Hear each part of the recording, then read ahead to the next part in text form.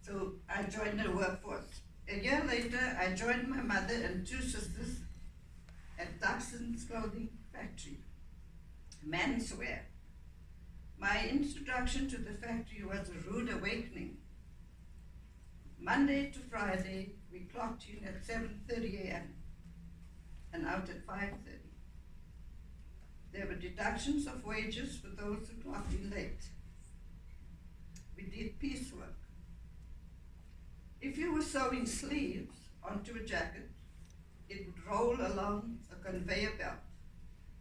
By the time the next piece came moving along, you had better be ready for the next sleeve.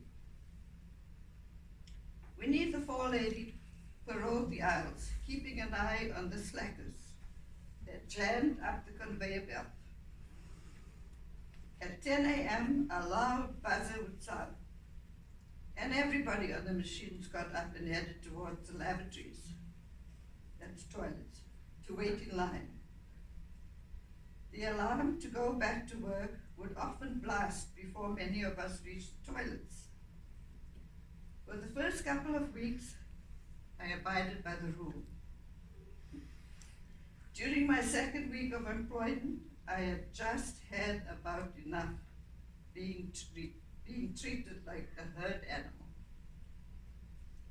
The following Monday, when the alarm sounded, I sat at my machine while my fellow workers ran to get to the lavatories on time. After everybody got back to their machines, I got up and head in the direction from which they came.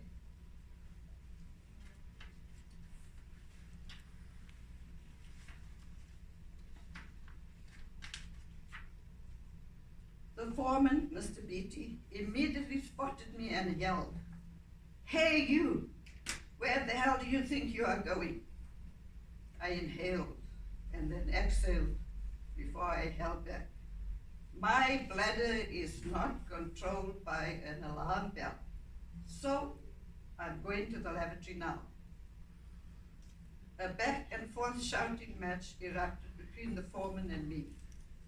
In rapid succession, he spewed out profound language against me. I confronted him and yelled, "I am not an animal, and I refuse to work under these conditions.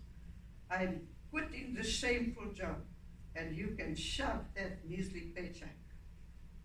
I looked over to where Mumsy and my sister sat in disbelief. The foreman was livid. The veins stood out on his neck. Furious, he fired me, my mother, and my two sisters on the spot.